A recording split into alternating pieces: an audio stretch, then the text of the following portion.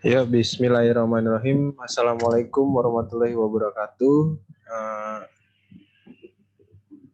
Perkenalkan, nama saya Ahmad Faiz Asipudin dari jurusan Sistem Informasi Industri Otomotif dengan NIM 1319087 dari kelas SA03.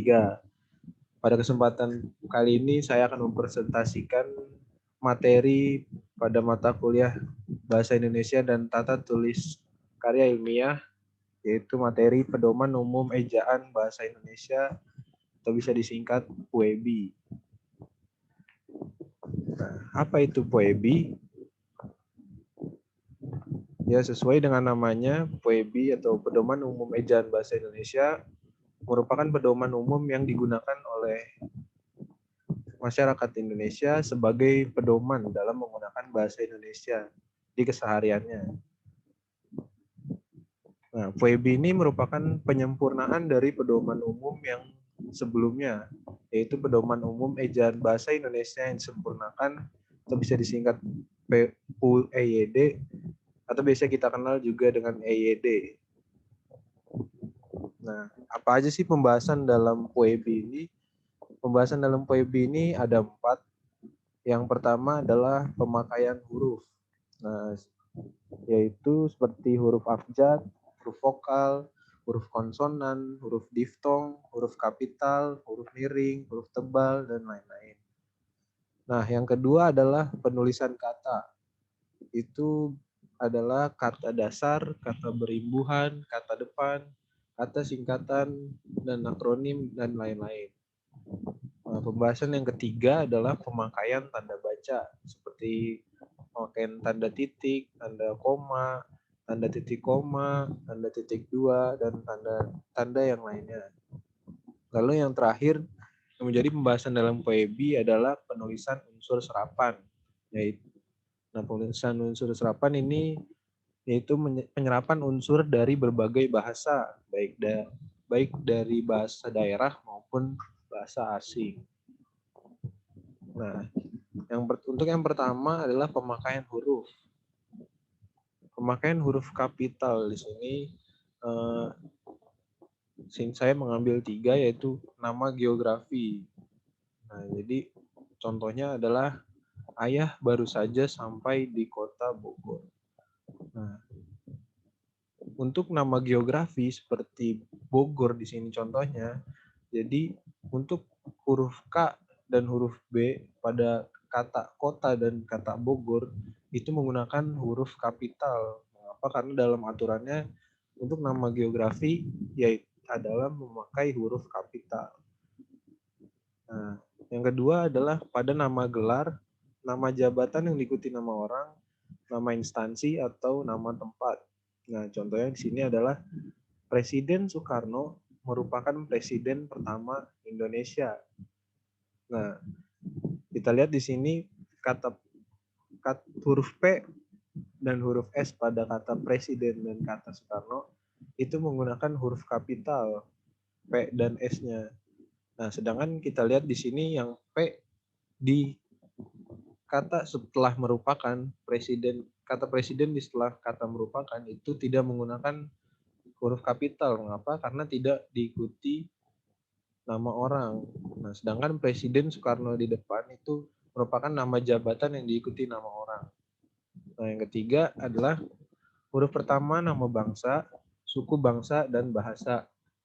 Contohnya di sini adalah ibu saya asli dari suku Betawi.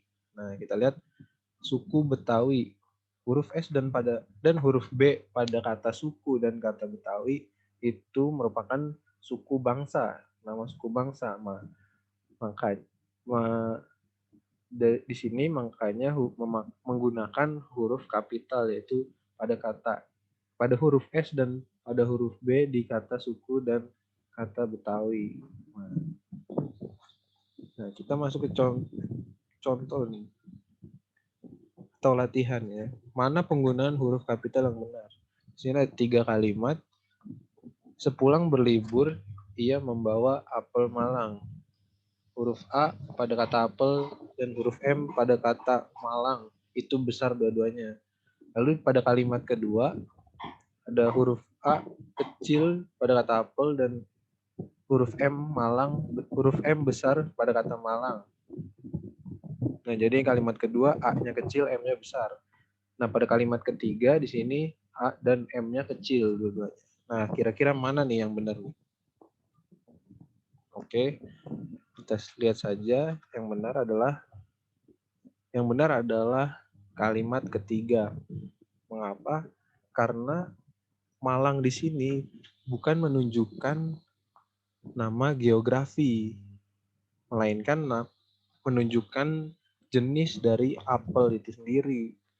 Jadi tidak perlu menggunakan huruf kapital. Oke, kita ke latihan yang selanjutnya. Di sini ada 3 kalimat lagi. Mana penggunaan huruf kapital yang benar?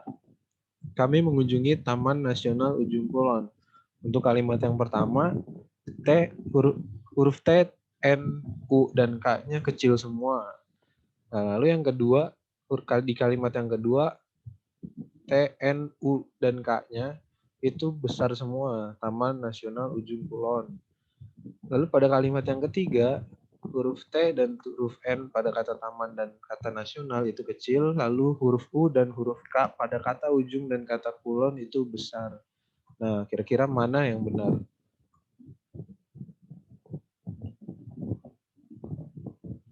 Yang benar adalah kalimat yang kedua. Mengapa kalimat yang kedua benar? Karena ini menunjukkan nama tempat, nama sebuah tempat. Yaitu kami mengunjungi Taman Nasional Ujung Kulon. Nah, Taman Nasionalnya besar karena diikuti dengan nama tempat, yaitu Ujung Kulon. Lalu selanjutnya ada pembahasan tentang penulisan kata. Kita langsung ke latihannya, mana penulisan kata yang benar? Di sini sering kita lihat penggunaan kata silahkan atau silakan yang benar.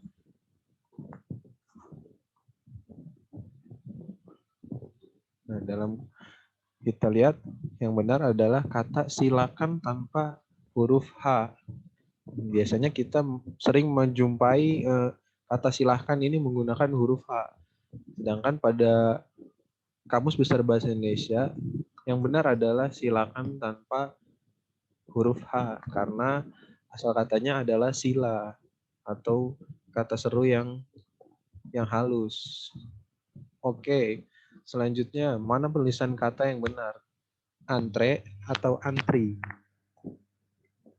Ini juga kita sering menjumpai kata ini. Yang benar adalah antri, antre. Tulisannya antre tapi dibacanya antri. Ya. Karena dalam Kamus Besar Bahasa Indonesia yang benar adalah penulisannya yang benar adalah antre menggunakan e. Nah, kita latihan yang ketiga yaitu mana penulisan kata yang benar. Di mana disambung dengan di mana dipisah. Yang benar adalah di mana yang dipisah. Mengapa di mana yang dipisah? Karena di itu merupakan imbuhan lalu diikuti dengan kata mana, yaitu yang menunjukkan tempat. Nah, makanya di sini penggunaannya adalah dipisah. Karena kita sering menjumpai juga penggunaan kata di mana ini sering sekali digabung pemakaiannya. Oke, kita ke pembahasan yang ketiga yaitu pemakaian tanda baca. Nah, kita langsung ke latihannya, mana penulisan tanda baca yang benar. Di sini ada 3 kalimat lagi. Saya membeli jam tangan seharga Rp 500.000.000,00 atau 500 juta rupiah. Disebutnya 500 juta rupiah. Lalu kalimat kedua, saya membeli jam tangan seharga Rp titik spasi 500.000.000, strip. Lalu kalimat yang ketiga, saya membeli jam tangan seharga Rp spasi tanpa titik Lalu 500.000.000, strip. Mana kalimat yang benar? Langsung aja kita lihat. Kalimat yang benar adalah kalimat yang pertama. Mengapa? Karena pada penulisan tanda baca di rupiah yaitu tidak menggunakan spasi ataupun titik. Dikhawatirkan terjadi penambahan di antara tulisan Rp atau tulisan rupiah dengan angka yang di depan. Makanya tidak diberikan spasi. Dan di akhir juga diberikan koma 00 yaitu bisa disebut dengan sen.